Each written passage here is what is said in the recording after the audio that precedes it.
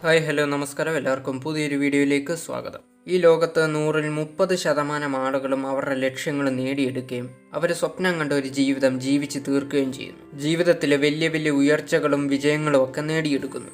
ഈ ആളുകൾ പല കാര്യങ്ങളിലും വിശ്വാസവും ശ്രദ്ധയും കൊടുത്തിരുന്നത് കൊണ്ടാണ് അവർക്ക് അവരുടെ ലക്ഷ്യത്തിൽ കറക്റ്റായ രീതിയിൽ നേടിയെടുക്കാൻ സാധിച്ചത്. ഒരുപാട് ആഗ്രഹങ്ങളും ലക്ഷ്യങ്ങളും മനസ്സിൽ കൊണ്ട് നടക്കുന്നവരാണ് നമ്മളിൽ പലരും. ഇത്തരത്തിൽ ലക്ഷ്യങ്ങളുടെ പുറകിന് പോകുമ്പോൾ നമ്മൾ ശ്രദ്ധിക്കേണ്ടതും ചെയ്യേണ്ടതുമായിട്ടുള്ള ചില കാര്യങ്ങളെ പറ്റിയുമാണ് ഇനിയും പറയാൻ പോകുന്നത്. നിങ്ങൾ ഈ ചാനൽ ആദ്യമായി കാണുന്നവരാണെങ്കിൽ തീർച്ചയായിട്ടും നിങ്ങൾ ഈ ചാനൽ ഇപ്പോൾ തന്നെ സബ്സ്ക്രൈബ് ചെയ്യുക, കൂട്ടത്തിൽ ബെൽ ബട്ടൺ കൂടെ എനേബിൾ ചെയ്യുക. വീഡിയോ ഇഷ്ടപ്പെട്ടാൽ ലൈക്ക് ചെയ്യുക, കഴിയുമെങ്കിൽ മറ്റുള്ളവരിലേക്ക് ഷെയർ കൂടെ ചെയ്യുക. നിങ്ങളുടെ അഭിപ്രായങ്ങൾ താഴെ കമൻറ്റ് ബോക്സിലും അറിയിക്കുക. ആദ്യമേ തന്നെ നിങ്ങളുടെ ലക്ഷ്യത്തെപ്പറ്റി നിങ്ങൾക്ക് നല്ലൊരു ക്ലാരിറ്റി ഉണ്ടായിരിക്കണം എന്നുള്ളതാണ്. യാതൊരു രീതിയിലുമുള്ള ഡൗട്ടോ കാര്യങ്ങളോ നിങ്ങളുടെ ലക്ഷ്യത്തെപ്പറ്റി നിങ്ങൾക്കുണ്ടാവരുത്. നിങ്ങളൊരു വെള്ള പേപ്പർ എടുത്ത ശേഷം നിങ്ങളുടെ ലക്ഷ്യത്തെപ്പറ്റി വളരെയധികം ക്ലിയർ ആയിട്ട് അതിലെഴുതുക. എത്രത്തോളം ക്ലിയർ ആയിട്ട് എഴുതണം എന്ന് വെച്ചാൽ 6 വയസ്സുള്ള ഒരു കുട്ടിക്ക് പോലും അത് വായിച്ചാൽ മനസ്സിലാവുന്നതക്ക രീതിയിൽ അത്രയും ക്ലാരിറ്റിയോടെ നിങ്ങളുടെ ലക്ഷ്യത്തെപ്പറ്റി ആ പേപ്പറിൽ എഴുതിയിരിക്കണം. ഇടയ്ക്കിടയ്ക്ക് ആ പേപ്പർ എടുത്തു വെച്ച് നിങ്ങൾ വായിക്കുകയും വേണം. ഇതിലൂടെ നിങ്ങളുടെ ലക്ഷ്യത്തിനെ പറ്റി ഒരു ക്ലാരിറ്റി കറക്റ്റായിട്ട് നിങ്ങളുടെ മൈൻഡിൽ ഫീഡാകും. സക്സസ് ആയിട്ടുള്ള 30% ആളുകളിൽ 13% ആളുകളും പെട്ടെന്ന് അവരുടെ ലക്ഷ്യം നേടിയെടുത്തവരാണ്. ആ 13% ആളുകൾക്കും ഇങ്ങനൊരു ശീലമുണ്ടായിരുന്നു. നിങ്ങളുടെ ലക്ഷ്യം അല്ലെങ്കിൽ ഗോള് ഏതെങ്കിലും ഒരു പേപ്പറിൽ ക്ലിയർ ആയിട്ട് എഴുതി കഴിയുമ്പോൾ അതിനെപ്പറ്റി കൃത്യമായൊരു ക്ലാരിറ്റി ഉണ്ടാകും. നമ്മുടെ ലക്ഷ്യത്തെപ്പറ്റി കൃത്യമായൊരു ക്ലാരിറ്റി കിട്ടിക്കഴിഞ്ഞാൽ പിന്നെ അത് നേടിയെടുക്കാൻ വളരെയധികം എളുപ്പമാണ്. അതുകൊണ്ട് തന്നെ ഇത്തരത്തിൽ നിങ്ങൾക്ക് നിങ്ങളുടെ ലക്ഷ്യത്തെപ്പറ്റി കൃത്യമായൊരു ക്ലാരിറ്റി വിലയിരുത്തുക.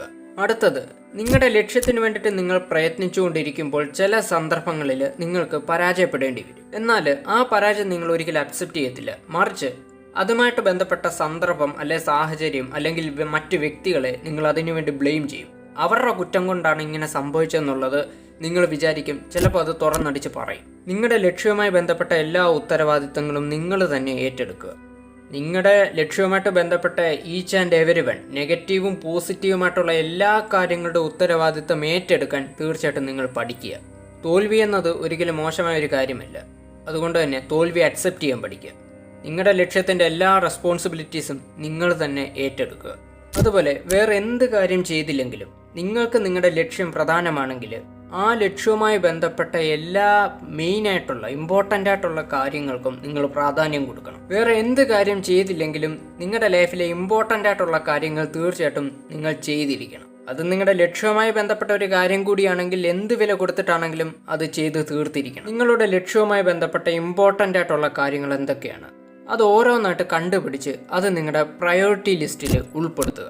നിങ്ങളെ ലക്ഷ്യത്തിലേക്ക് എത്താൻ സഹായിക്കുന്ന കാര്യങ്ങളായിരിക്കണം അതൊക്കെ.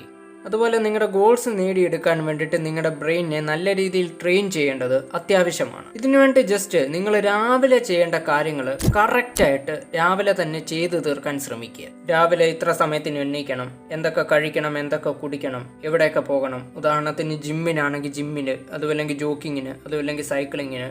അപ്പോൾ അത്തരത്തിൽ രാവിലെ ചെയ്യേണ്ട കാര്യങ്ങളെല്ലാം തന്നെ ഓരോ ടാസ്കുകളാക്കി മാറ്റി അതെല്ലാം പൂർത്തിയാക്കാൻ ശ്രമിക്കുക. ഡേ ബൈ ഡേ ഇങ്ങനെ ചെയ്യുന്നതിലൂടെ നിങ്ങളുടെ ബ്രെയിൻ കുറെ കൂടി ആക്ടിവേറ്റ് ആവുകയും എനർജറ്റിക് ആവുകയും ചെയ്യും. അപ്പോൾ വീഡിയോയുടെ ജസ്റ്റ് വൈൻഡപ്പ് ചെയ്യുകയാണ്. മറ്റൊരു ടോപ്പിക്കായിട്ട് നമ്മൾ വീണ്ടും വരുന്നതായിരിക്കും. അതുവരേക്കും എല്ലാവർക്കും ഗുഡ് ബൈ.